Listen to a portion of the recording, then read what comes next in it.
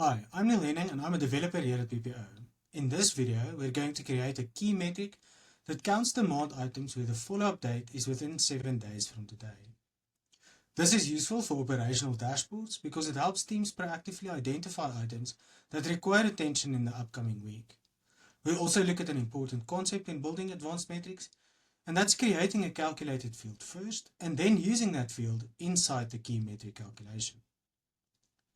So before we can start building our key metric, we first need a field that calculates a number of days between today and the follow-up date.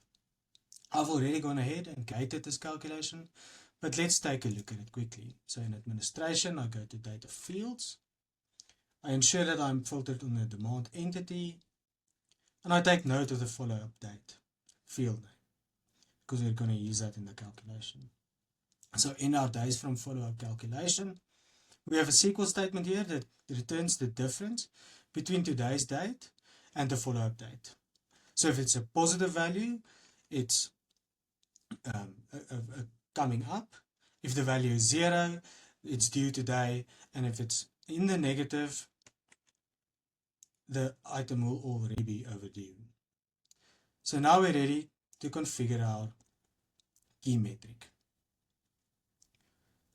So on our home page, I'm going to click on edit. I'm going to add a new tab. I'm going to call this operational. I'm going to add a new widget. Select the key metric and choose the demand entity. And I'm going to save this view for now. So now when we are going to edit it, we click on the gear icon. I'm going to change this to calculated. I'm going to keep the field type as integer because I need a whole number to be displayed. And I'm going to call this follow-ups within 7 days. I'm going to give this a greenish color. And now we're ready to build our calculation. So from our math block, I'm going to need the COUNTIF. In our logic toolbox, I'm going to need a comparison block. And then I'm ready to use my calculated field. I'm going to drag this into the left-hand side. And I'm going to say less than. And then in our math toolbox, we have this field that we can enter our value in. And that's all we need for this metric. In simple terms, this widget is asking how many demand items have a follow-up date within the next 7 days.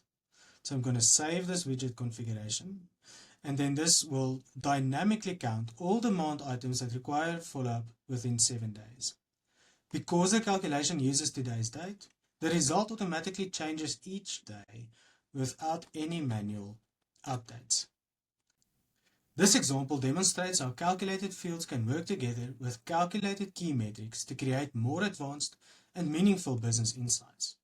In many cases, creating a reusable calculated field first can greatly simplify the widget calculation itself. Thanks for watching.